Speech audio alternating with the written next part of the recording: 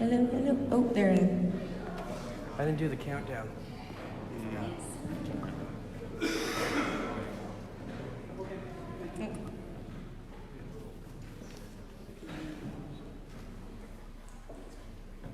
Just wait for me.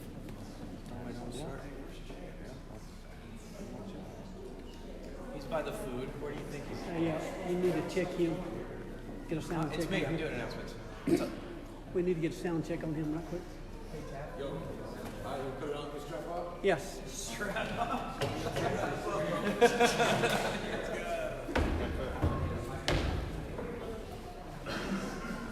I have it from here? Let's turn it on and I can. Check. I can move up. Check. Just Does that sound good, Mike? You need to know my That's tone. pretty good. That's good. That's pretty good. All right. It's like this, man. Then it's not. That won't work. Too quiet. Good. Where's my index card?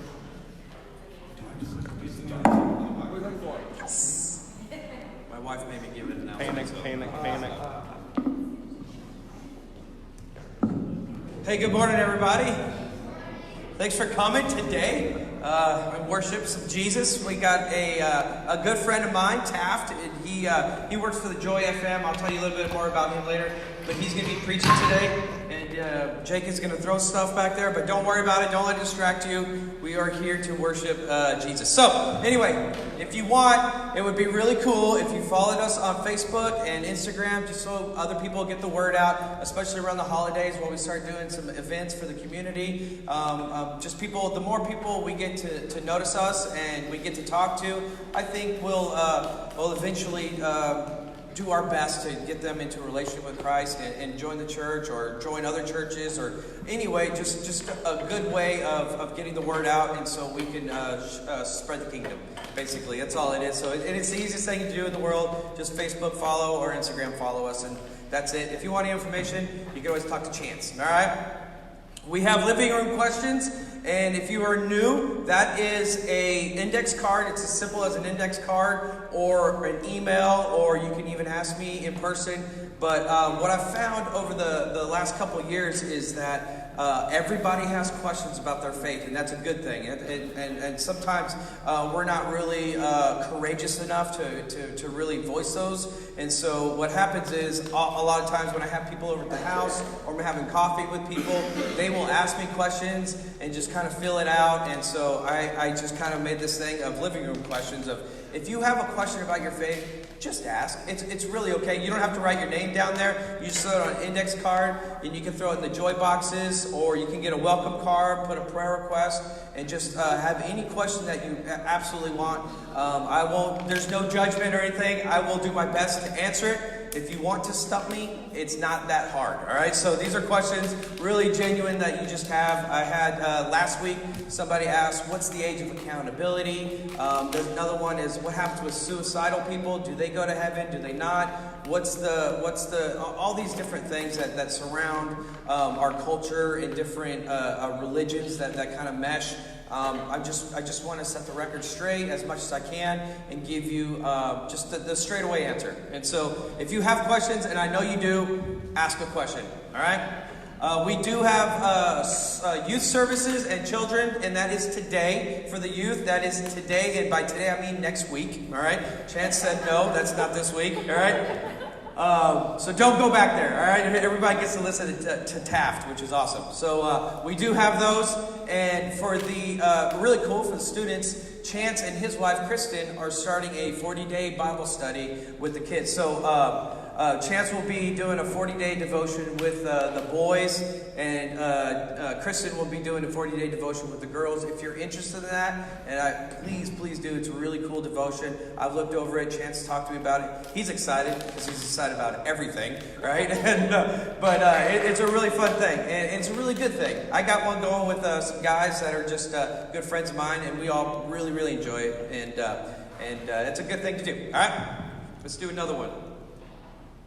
We do have women's and men's small groups. Men, we are going camping the second week of November, and that is a fact. All right, we are going to the lake. What's the name of it? Tim's Ford. I always want to call it Tom J. Hitch. Tim's Ford. It is Tim's Ford. We're camping out. We got 3 spots. You, if you really want to go, you can tell me. But the last day to sign up was out on Wednesday.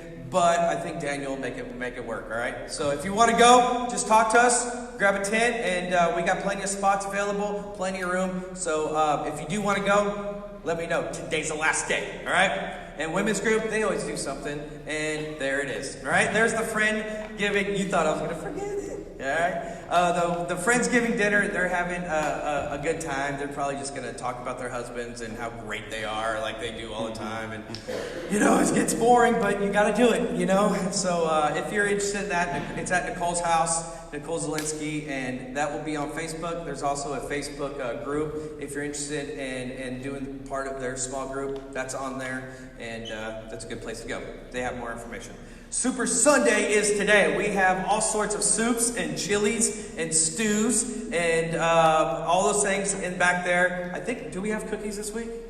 We have cookies. I mean, this is the world's best, all right? So we're doing this is basically, if you didn't bring anything, totally fine. We always have plenty. Nobody really wants to take home any of the leftovers because the guys want pizza for dinner. I mean, it's Sunday, right? So we always have plenty of extra. Don't feel like you're going to put us out or anything like that. We just want to sit down and get to know you, hang out with you a little bit, and just talk. And that's how you build relationships. And we really are trying to be intentional about that. So if you forgot or anything like that, don't worry about it. We have plenty.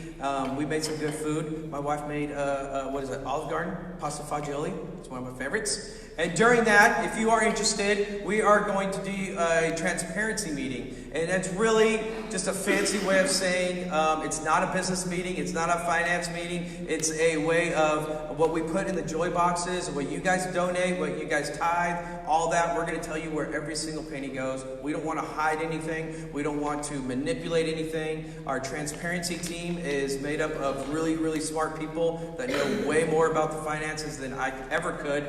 And they're going to just walk you through it. They're going to tell you if you have any questions, please ask. Whether it's transparent for a reason. We want everything to be known. We have nothing to hide.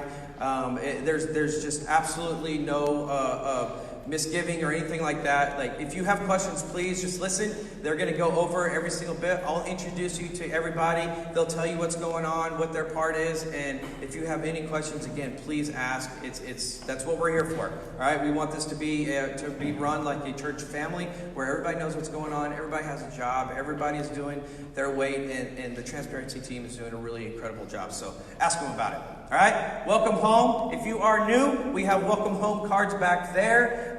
They just say if you want to get an email that I send out maybe once or twice a month, just information of what's going on with Transparency Meeting, with Super Sunday, upcoming events, anything like that. You just throw that on there, but it's a great way for us and the prayer team to pray for you guys. So please put those down. All you got to do is throw in the joy box. All right?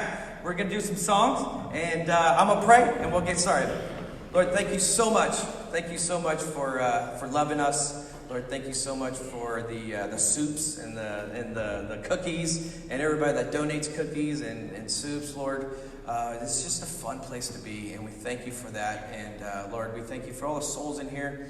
I know it's no coincidence that people are here today to hear your word being preached by my friend, and Lord, hopefully, and more importantly, by the Holy Spirit. We love you. Help us sing to you. We're excited to be with you. In your name we pray. And everybody said, Hey, good morning. If everyone will stand and sing with us. This first song was a special request from Bethany Anson. This Sunday she didn't hit her head, and she's going to stay with us and sing with us.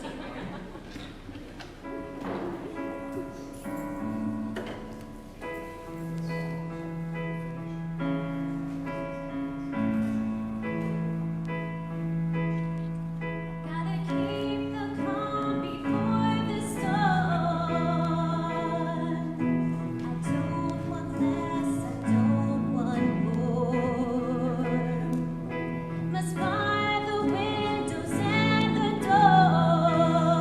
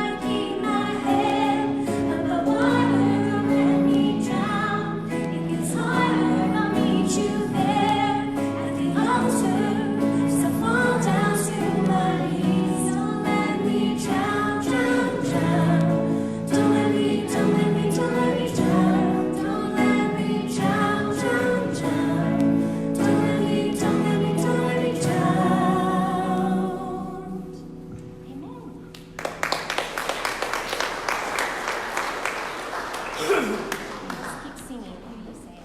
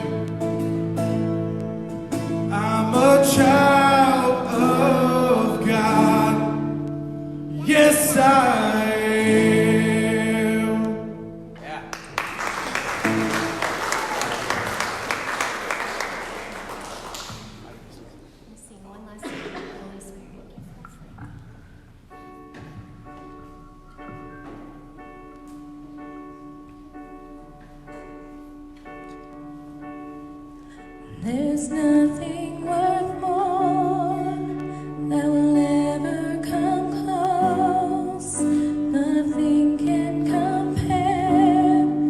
You're my living hope.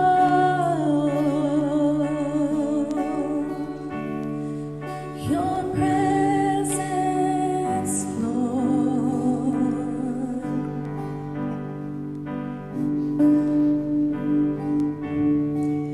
I've tasted and seen of the sweetest of loves, where my heart becomes free and my shame is undone.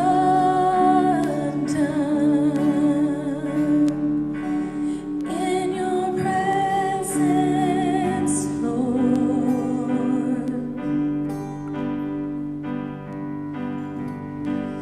Holy Spirit, you are welcome here. Come flood this place and fill the atmosphere.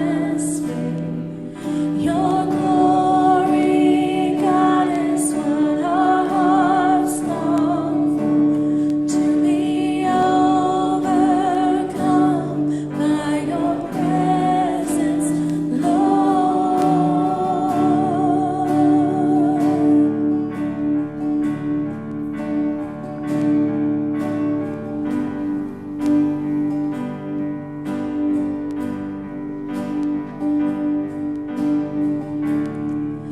There's nothing worth more that will ever come close.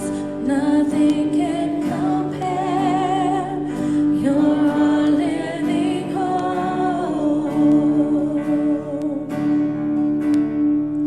Your presence, Lord.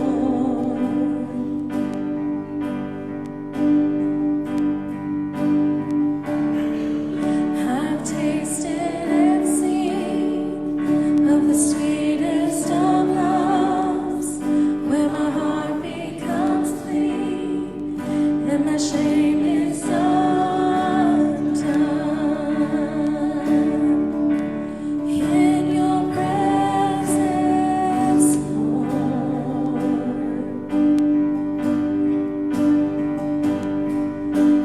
Holy Spirit, you are welcome. Come flood this place and fill the atmosphere. Your glory, God, is what our hearts long for, to be overcome by your presence, Lord.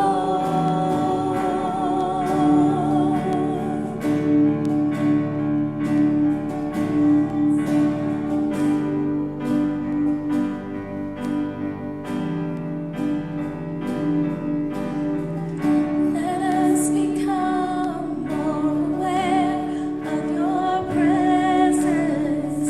Let us experience the glory of your goodness.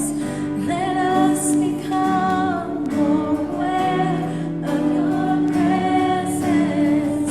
Let us experience the glory of your goodness,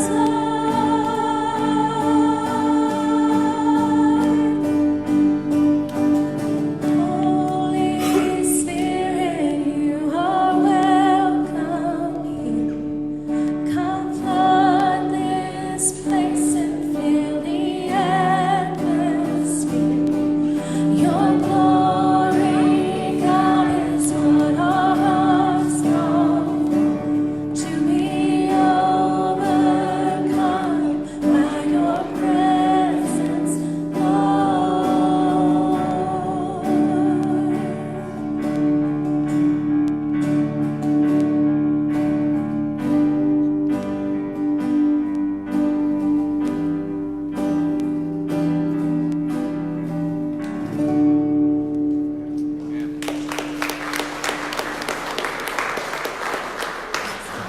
Dear Lord, thank you so much for your presence and your Holy Spirit. I just pray that you would fill this place and open our hearts and our minds to the message. In Jesus' name, amen. All right, it's time for you and children's church. Oh, not you. I'm sorry, children's church. I need to listen to Kyle as he announces. Mama, let's go a little.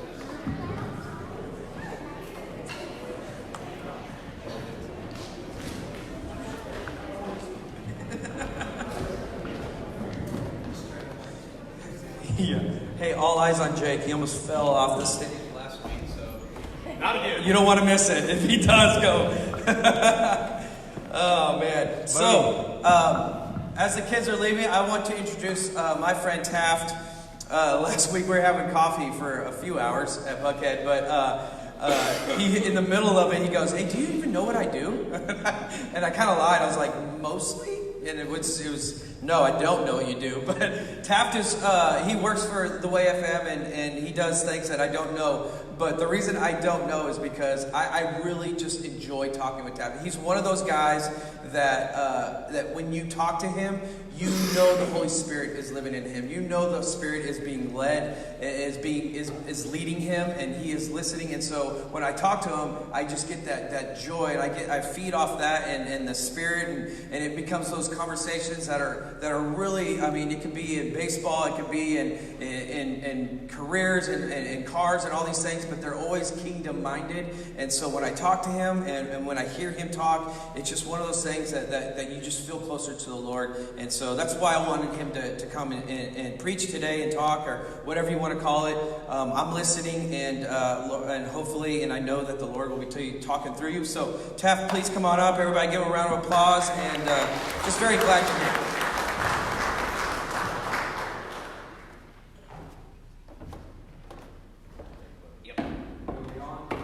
Check. Am I good? Live? I got a green light. I'll just keep going and see what happens. There we go. Kyle, that right there is the kind of introduction I like. When somebody says, "Hey man, I don't know what you do, but I love you and it's cool." That's what I like in my life. I live in Columbia. Did not grow up in Columbia. My wife's family has had a company in Columbia, and when we moved back here in 2013-ish, in 2013, everybody hit us with this: "Hey man, welcome home." Like over and over again. I'm like, dude, I've never lived here. There's even like a 60-year-old youth minister there who knew me from just speaking and random stuff. And he went and introduced me to somebody, and this is crazy. Went and introduced me to somebody. He's like, "Taft was one of my favorite kids." And he said that to me like in front of a group of other pastors, and I was going, "You are a lying preacher. Like I never lived here." I'll tell you who he is at lunch. But it was really funny to experience that here when we were back. And when we moved back to Columbia, you hear me? When we moved back, when we moved here to Columbia, it was strange to me because it was my first time to ever not work professionally or full time with a church. And so I started to gravitate towards people, and you ready for this? I started to gravitate not towards the 60-year-old youth ministers that introduced me as their kids, but I started to gravitate, God loves him, but I started to gravitate towards people that were real. And that's why I think this church exists. Because there were people that said this, man, I just want to do something real. I may have to sacrifice something else. I may have to give up something else that I've known in tradition or I've known in rhythm, but I would just like to do church. I like to do things that are real. So Kyle and I started talking. It's hilarious to me that the Yankees were my favorite team, and he grew up hating the Yankees. But that we had this common connection there. And so I started to gravitate towards these different people because there was something that I hated. There was something that I hated when it came to churches, when it came to other preachers and speakers, and I was trending judgmental. But I want to tell you the truth about that this morning. And in order for me to do that, I need to hit rewind. I grew up in Nashville. I went to John Overton High School. My senior year, I transferred to Lipscomb because I thought it would be like church camp. My wife, who was my girlfriend then, I transferred over. I was like, I'm going to go over here with all the Christians. I'm going to go here with all the Christians who know the Bible, who love Jesus. It's going to be fabulous. And so right before I transferred, it's my junior year of high school, and a coach comes up to me.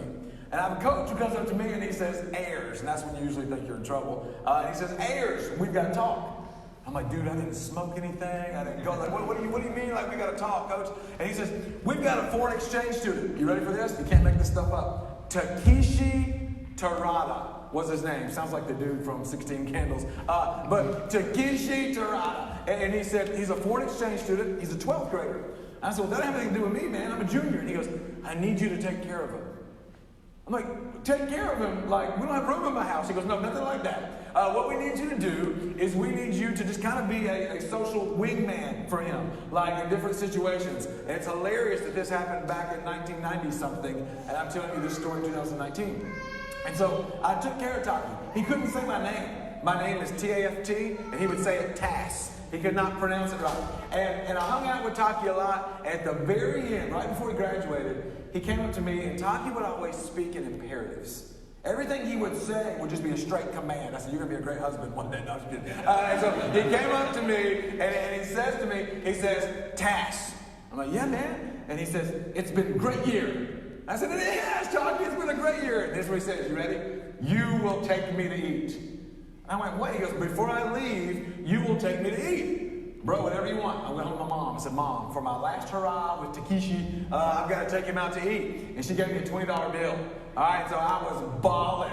And I went back and I said, "Taki, hey, we can go wherever you want. I got a 20, man. All right, wherever you want." And you know what he said to me? "That sounds great. We're going to go to," and I'm just going to let you think for a moment. Where would he have said?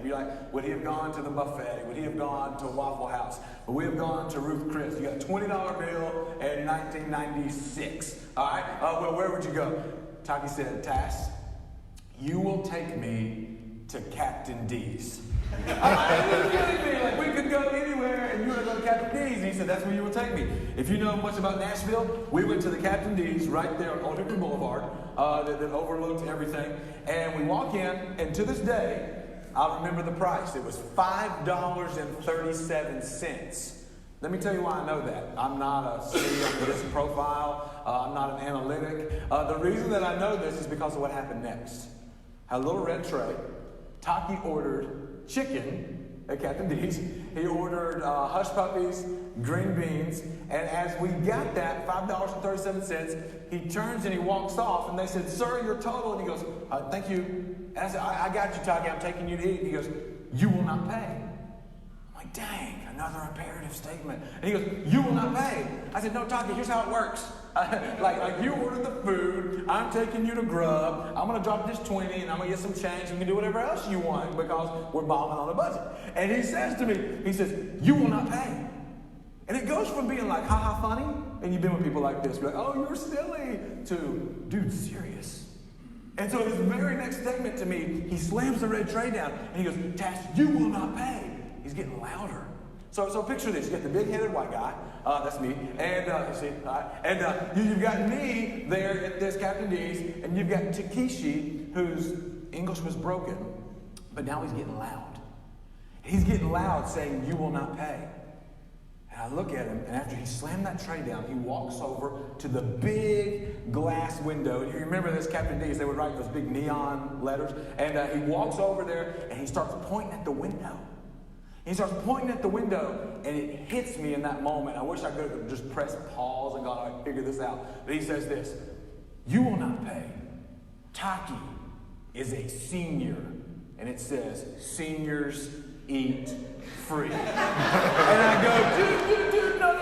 That's like our, Taki, that's like our grandparents. Like that's AARP junk. Like that's not. And he goes, serious. I'm laughing. I'm going, "Oh, you idiot!" All right. And he's dead serious like this, and he's pointing his finger, and he goes, "I, senior, 12th grade, eat free. I'm a senior." And I'm going, "Oh my goodness, I'm gonna go to juvie for this guy. Like, because he's not gonna let me pay. We're gonna get in trouble." And I laughed. It was hilarious. I went back and told my coach this story, and it's like knee slapping funny. Until Taki goes and sits down, and he looks at me distraught because I paid. And as much as we laughed about what he knew about the English language, his next statement punched me in the gut because it was sincere. And he looks at me and he says this: "False advertisement." For us, that's hilarious. Like for us, that's funny. Like, what a very ethnocentric story for you to be telling, Taft. Did that happen that way? And it was seniors eat free, and crazy Taki, who went on to MIT and helped this group with this thing called Google. Crazy story. And so it's funny that this happened in this moment, but to him it was real. It was real to him in this moment when he looks at me like distraught, and he says, "False advertisement." I stand on a stage here in the last quarter of 2019 telling a story about something that happened in 96. But it was real to him that it felt like false advertisement. And what I want to talk about this morning is that perfect lead-in to talk about this subject today of the table. Because there are churches all over this town, our county, run down to Nashville, wherever you want to go, that are saying you're welcome at the table. There are churches that mean it, and they are telling people, come as you are. We want you to be here. Come to the table where you can worship. All people are welcome. My old tradition sings this song. There's a fountain free, 'tis for you and me. Basically, the theology is, if you're thirsty, come get some. Like if you're thirsty, come drink. The reality of the churches that I grew up in, instead of it being a fountain free, oh man, a fountain in the foyer would have been like game over. And instead of being as a fountain free, it was more like this. Congratulations, you made it. Like if you made it into the church, it's like dun dun dun, like Holy Grail action, and you made it, and then they hold up like, I found the conch, right? And you make it in here, and congratulations, you can now be in the Olin Mills directory. Like almost like you made it. You've made it through the maze of this world, and now you're here. And I can crack all the jokes. I mean, I got church jokes like as the day is long. But to other people who are walking into those doors, they're like Takeshi Terada, looking at you and saying this, false advertisement. You said I was welcome. You said that I could come. You said, come to the table. You said all things are ready, come to the feast. You said come in here, and then you came over here and looked at me like, hey man, that's my seat. Hey, my family paid for that pew. All right, they're like, hey, we founded this church. And be like, oh, it's the Church of Taft, because that's an imperfect place. All right, and here's what happens. When you look and you tell people that everything in life is full of mistakes and imperfection, you're welcome to come here and to access the one who is perfect. You better mean it. And when we call ourselves the Sweetwater Church, this is a group of people here. Church means a group that belongs to Jesus. And when I tell people that they're welcome, what I want you to do today is think about that story that I told you about Takeshi and go to Luke chapter 14.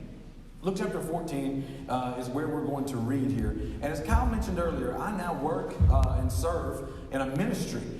It's a ministry that has a radio station. A lot of people don't know this, but we're a nonprofit. And so if people spend money with us on digital marketing, this is not a commercial, if they spend money with us on radio advertisement, or what I do a lot of, going and speaking to their church or their business as supporters of WayFM, then it goes towards the Bibles that we mail out, the counseling that we do. It's a huge mission. And so sometimes I'll have somebody come to me and they'll say, hey, my construction company wants to talk to you because we put a fish on our truck and because we tell our workers not to cuss very much and we try not to cheat many people. And I'll talk to the higher up there and they'll say, so we want to put our money into WayFM. And so I get really excited. If you live here, it's 88.7, or I love this story. We put a transmitter over by the Fuzzy Duck Liquor, all right, 99.3. And I love telling people, if you can't get this, do you know what Fuzzy Duck is? And I love to ask deacons that, because my brother does. All right? He's like, it's right there, it's 99.3, it's a Columbia station. But sometimes we have these conversations with people. And when we have these conversations with people, I'll tell them, hey man, it does you no good if you come to WayFM and you give us some money to advertise your station, but you're living the thug life. Like, it doesn't do any good for you, it doesn't do any good for us. I said, I don't stand there as a place of judgment. I'm just telling you, man, people are looking to sniff out people that claim to be Christians and are not. Like, people are looking to sniff out those of us, many a times, who come in and we say, man, you're welcome at the table. Come in and worship here. And when it's false advertisement, people bounce so fast. So let's read this for a minute. I want to read this from Luke chapter 14, beginning in verse 15, and have some fun talking about the table. Because so many relationships happen at tables. Andy Stanley, one of my favorite dudes on the planet, said to me, I used to serve a church in Peachtree City, Georgia, and he said to me, he said, Taft, how much can you learn from your wife by staring at the back of her head? I went, I don't know, she's hot. Like, I can't tell you that her hair looks good today. And he said, how much can you learn? I said, well, not much.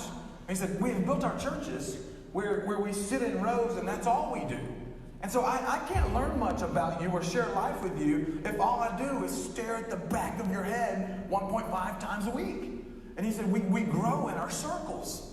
We grow by looking at each other, sharing life with each other. And here's what Andy said, you ready? By sitting at tables together.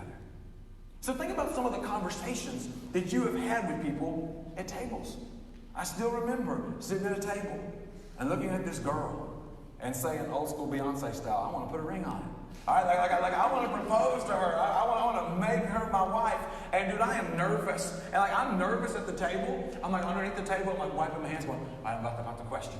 All right, like I'm about to do it. And this was old school before like everybody took pictures of all the engagements. Now it's like ninja. Like they go up to like propose and you got your friend over there like, I'm like, how did you do that? All right, and that's what Facebook does to you. But I remember sitting at the table and I was proposing to her, getting ready to propose to her. And as I was doing that, she's like slamming like the oysters.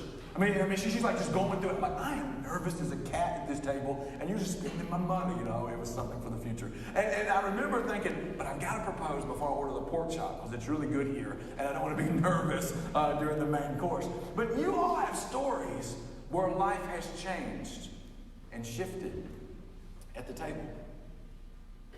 Maybe somebody sat down at a table and told you that they were out. You sat down at the table and told somebody that this wasn't working.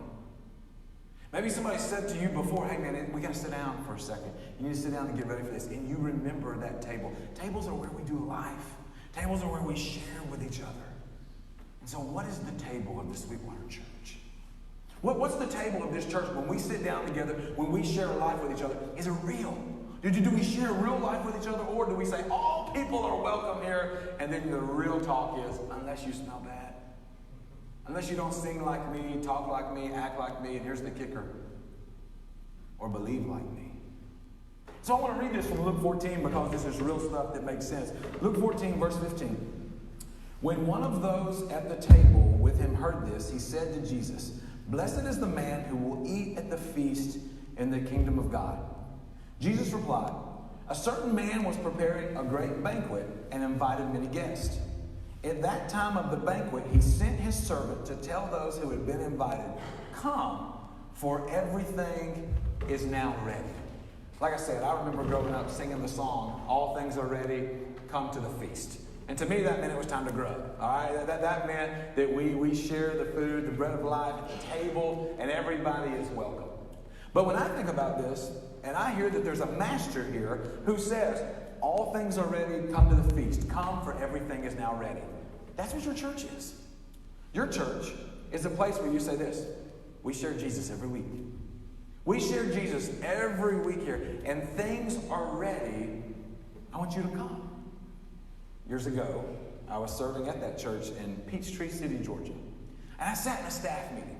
And I sat in one of these staff meetings where I thought everything was going to be fantastic. We were sitting at a table, and they were talking about our table and what the leadership at the church wanted it to look like. And they said to me, "Taft, you're an outreach minister." And I said, "Yeah, that's my title. That's what you pay me for. I'm thankful because I like to live indoors and I like to eat. You know, so I appreciate the paycheck." And they said, "But we've got a new standard here at this church." And I went, "Oh, this is where you like lose me. Like you didn't hire me underneath this umbrella, and now you're about to put this umbrella on me here. And I don't know. I'm not ready for this. But I'm gonna try to be an adult. What is it?" And they said, "Well, if you look at the population of our church, we're an opulent church." And I went, "Yeah, Jesus had a lot to say about opulent churches. Keep going." And they said, and so a lot of people, we have a standard here. And it was one of those moments where I went, "Oh, we should turn this off now. Like, I don't like this station." And so they started talking a little bit more. And they said, "We're going to have all of our ministers on staff dress a certain way. And Taft, it's not a holy thing. It's a job thing." And so they were trying to appeal to me. They were trying to appeal to me and say this, "Taft, it's not a God thing. So table your convictions. But know that," here's what I heard, "know that as your bosses, we write that check. And we want our ministers and everyone on staff to dress this way." And I said, "Hey, I serve here at your pleasure.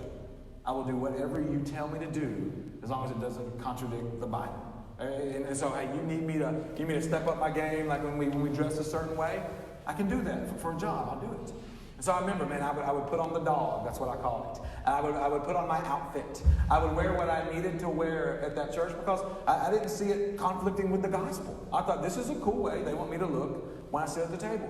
As long as I don't judge others, I'm straight, right? That's how I thought. And so I remember one day, an elder's wife came up to me. And then this elder's wife came up to me, and she said to me, she said, "Taft," and this was Sunday morning, she said, "Taft, I really appreciate the way that you're dressed." So the way that I'm built, let me tell you something. The way that I'm built, I went like this. Oh, you've been saved like 50 years. And I mean, my job is outreach, all right? Like, you're here, you're good. My job is to reach people and bring them to the table. But table at Taft for husbands and elders. Yes, ma'am. Thank you. And she said, when you're dressed that way and you preach, and she was being dead serious. I hear you better. When you're dressed that way and you preach, I hear you better. So for me, when I went to lunch that day, I thought this. She's right. She's right. Like, she's right. Not only is she my boss's wife, but I need to dress this way because I don't want to do anything, and you believe this, I don't want to do anything to get in the way of somebody hearing the gospel. Like, so I'll do this for you. Well, that day, because God lines things up, that day was the day that we kicked off one of our outreach initiatives.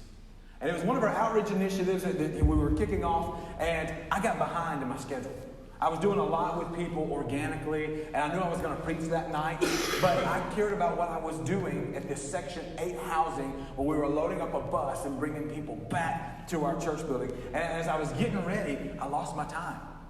And I lost my time there in the community, and so I went in to preach that night, and I was rocking shorts and a Peachtree City church shirt, and I didn't think twice about it because, full disclosure, we were doing the work of the Lord.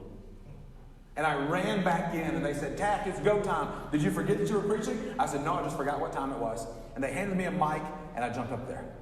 When they handed me a mic, I jumped up there and I preached. I was rocking a different attire.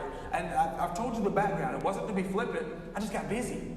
All right, and so if you know my heart, you know that this is not excuse me, kids, this is not a spiritual middle finger. All right, this is me saying to you, hey, I just forgot, and I just got busy. All right, and so here I am doing it.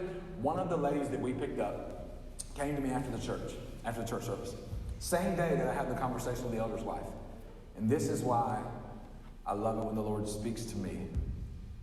She says to me, she says, Pastor, I've been here a few times. And I said, I know, and I'm thankful that you come back. And she said, this is the best message that you have ever preached. Now, it wasn't even that good. I was hanging out at your community all day. Like, I didn't have notes, so I wasn't good, I wasn't ready. And she goes, thank you. You ready for this? Thank you for dressing down. She says, thank you for dressing down. It's easier for me to listen.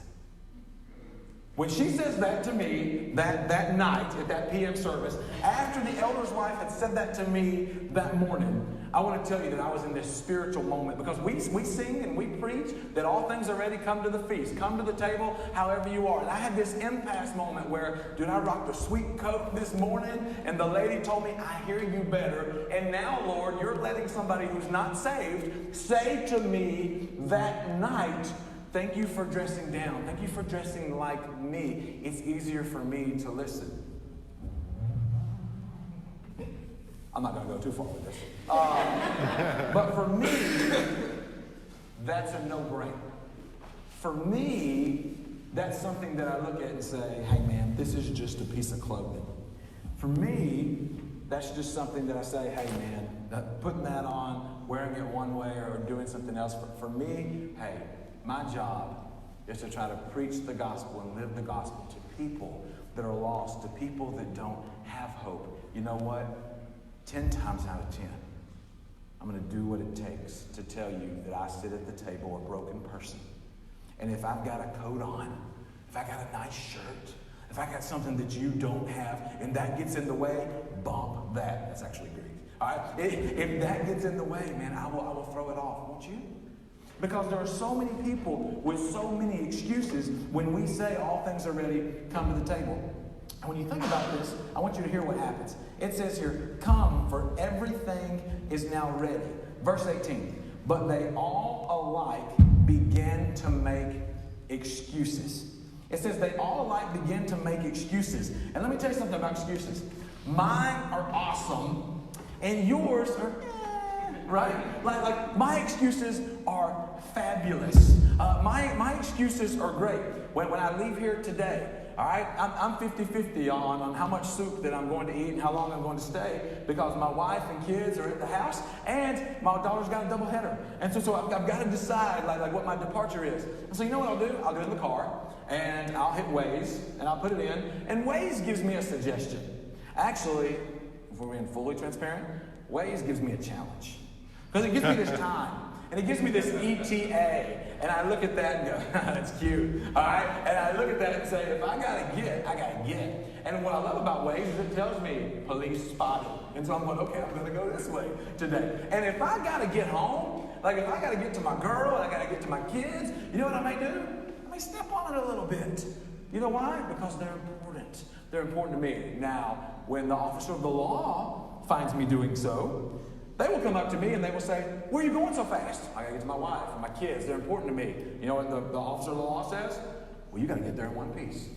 You gotta get there in one piece. The moments that you trim are not worth it. You gotta get there. I'm gonna say, but, man, I had to get there. I was not going to be late for them. And my excuse at that moment is money. Like it's good. But then God gives me Monday morning. And God gives me Monday morning, and I go to my office in Cool Springs. I am in no hurry to get there. I am in no hurry to get there. You know what? Let's be fully transparent again. Doesn't matter when I leave, it's still going to be there. That building is not going to get blown away or destroyed. It's going to be there when I get there. So, man, I am going to chill when I drive to work. And you know what I'm going to do as I drive to work? I'm going to drive to work and I'm going to see things like signs that say speed limit. You know, I'm going to look at that and I'm going to go, limit means the most you can go. My wife gives me a spending limit, right? That's the most you can go. We treat it like, hey man, that's just down here. That's it. That's not the ceiling, that's my basement. And when I'm driving down the road and you've got an appointment on Monday morning and you fly past me, you know what I'm going to drop on you? In my best white person voice ever. What is this, Talladega? Like, I'm just going to look over and go, what are you doing flying so fast past me? Come on, obey the laws of the land. Don't you like Romans 13? I'm just going to be driving as slow as I possibly can because what I say earlier, my excuses are money. And like the things that I give and the ways that I decline sitting at the table with you, man, they are great. But yours, they're not so good. They're not creative. But when I drop excuses to God, of why I'm not going to obey, of why I don't want to sit at the table with his people, of why I don't believe that I have to exercise fruit in my life in a spiritual sense.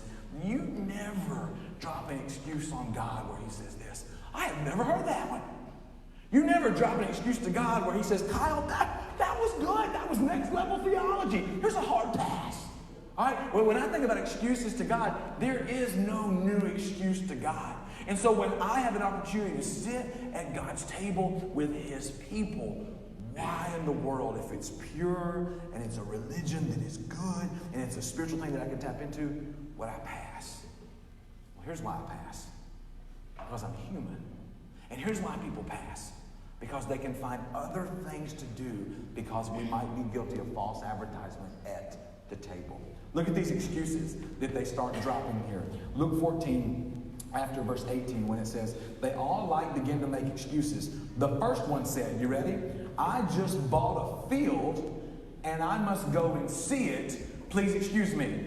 I've always wondered when I've read this, did they buy it sight unseen? I mean, they weren't looking it up. They weren't Googling it. But they bought it and said, hey, I can't come. I've just bought this field. I've got to go and look at it. I've got to go look at dirt.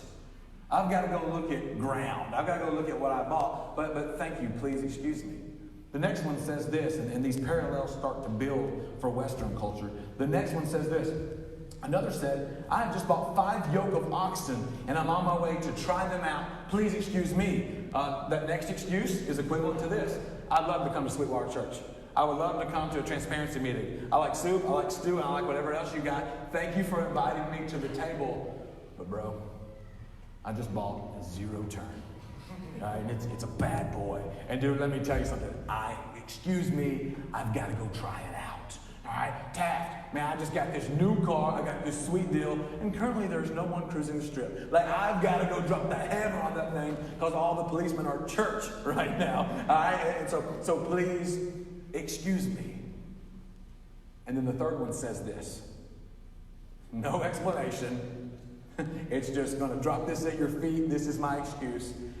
Got married, can't come. Now, we all know people. We all know people who, when they got hitched, when somebody, to use my Beyonce earlier reference, when somebody put a ring on it, they disappeared. Like, dude, you sold out. We used to hang, and then you started going out with her, and we don't kick it anymore. Like, we're not together anymore.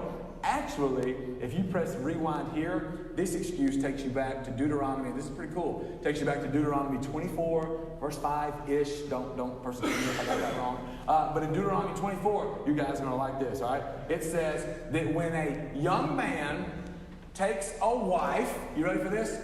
He is exempt for a whole year from work, from war, from anything stressful. You ready for this? This is awesome.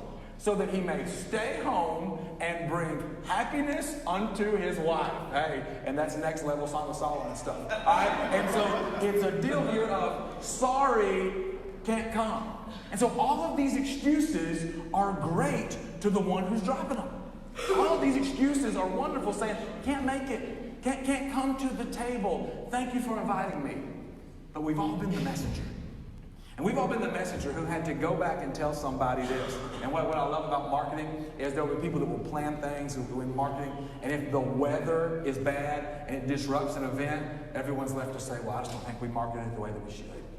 We didn't do as good of a job getting the word out there when the weather messes something up. And we've all been in that position where an event didn't happen or pop off or deliver the way that we wanted to. And there have been people in the higher up positions who have said this, it's okay, you worked hard. That's not what the master says here. When they go back to the master and they go back and they say, hey, sir, what you have ordered has been done. Verse 21. And they told his master this. The owner of the house became angry and ordered his servant. Now hear this. If you like to underline, highlight, or bracket in your Bible, hear this, because, Sweetwater, this is real church. The next line here says this. Go out quickly into the streets, go out into the alleys. It says, go out into the town and bring in the poor, the crippled, the blind, and the lame. What he says here is go out and bring in the people that will not help your bottom line on the church budget. Go out and bring in those people that might be hard to get in. Go out and bring those people that might turn your comfortable party and your comfortable dinner into an awkward one. Go out and bring those people in. And here's what they say. Sir, what you have ordered has been done. Verse 22. But there is still room. I want that to be the message for your church. I want that to be the message for the church that I grow up in. There is still room. I pray for every church that I go to, no matter the size, I pray that they will have a parking problem and a building problem. And when I say that out loud, the leaders are like, will you stop saying that? I'm like, let's speak it into existence. Like, I hope you've got a building issue. I hope you've got a parking issue. Not because I'm a numbers dude, and I think that that matters as far as looking at a roster and a role, but because I'm trying to be kingdom-minded. And he says, go out and bring in those people. Go out and bring in those people that are hard. Bring in those people that are difficult, because when you're doing the gospel, that's what your table looks like. And another confession for you, years ago, I told my wife, I've got a new rule. I said, I got a new rule, and it's a lunch rule. And she goes, well, Taft, I've seen you in our marriage. You don't have many lunch rules anymore. Like, you have grown and expanded. And I said, no, listen, here's my new lunch rule. I waste too much time midday. She goes, yeah, you do. I agree with that. She goes, that's why you're stressed out when you go to bed. I go, so here's my new lunch rule. I'm not going to go and eat with anybody who is not my friend or can't make me some money. I said, I'm not going to take any of those like mid-level lunch requests where somebody's like, hey, I'm passing through, want to grab a bite. Like, if they're my friend and I can pour into them or they pour into me, I'm going to go. If they can make money for our family, I'm going to go. Then I'll feel better at the end of the day. She said, get back to me in about 30 days and let me know how that's going. So a month goes by and I went back to her and said, have you seen our checks? Our checks are better. Like, because I'm being wise and stewarding my time. And Malia, so-and-so's marriage is better. You know what? I learned how to do this better with the kids because I met with a mentor. Like, all of these people, I'm just doing better. And then my wife hits me with this one. You ready? Taft, I've got a new rule. Oh, I don't want to hear that. I like to tell you my rules, baby. Kind of like the excuse thing. I don't want to hear your rules. And she said, I got a new rule. For the next month, we're going to have 2 families over to eat every week. I'm like, Malia, we have like practices. And we have like stuff to get the kids to. We've got 4 and they all try to play something. And I said, and she goes, we find time to eat.